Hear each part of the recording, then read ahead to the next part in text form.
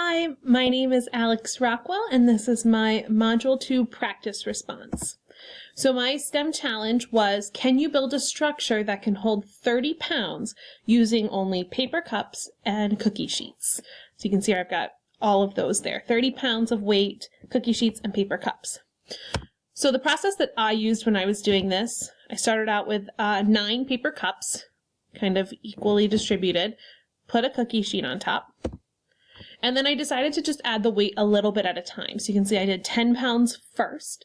I added the 2 5-pound weights and it was fine. There was nothing happening to those cups. I added another layer of the same design that I used up here and then put on 20 pounds. And once again, it was fine. So I decided to see if I was done, if I could add the other 10 pounds. And it turns out that I could. And there was no wavering in the cups. They were ready to go. So then I decided to add another layer and add 16 more pounds to make 46 pounds. Once again, it was fine. Now, this got me a little curious to see how much weight could it hold.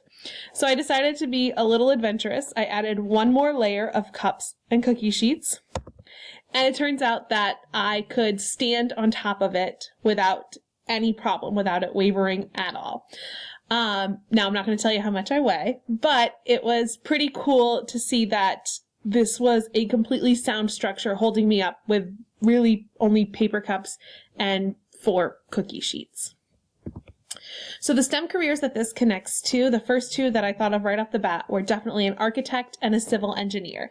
These 2 careers have to think about weight distribution all the time. When they're building structures, they need to make sure that what they're designing is a sound structure and can hold weight.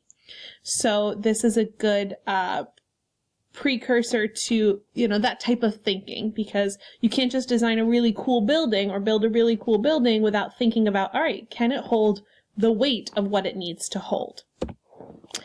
Here I have the engineering design process. So I've got my problem, which was the question at the beginning. You could give students technology, Chromebooks, iPads to research different architectural designs.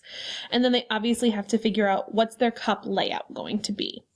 Continue the design for each story, continue adding weight, and then if it collapses, try something different. Now, I obviously went into this activity having the background knowledge of weight distribution, but the students probably wouldn't, especially the younger grades. So I definitely think that this is something that they would not be able to do as fast as I did. The STEM practices for science and engineering, I have that they're going to plan and carry out investigations because they obviously have to plan not only what their cup layout is going to be for each story, but is it going to be the same for each story? How many stories do you think that you need? For technology, I have make informed decisions about technology given its relationship to society and the environment, because you have to not only think about, will your structure work, but will it do its job? And then for math, make sense of problems and persevere in solving them. Because obviously you're going to fail at some point in this challenge. I did. When I was trying to get off the structure personally the first time, I smushed a few cups. So that perseverance is a huge part of this.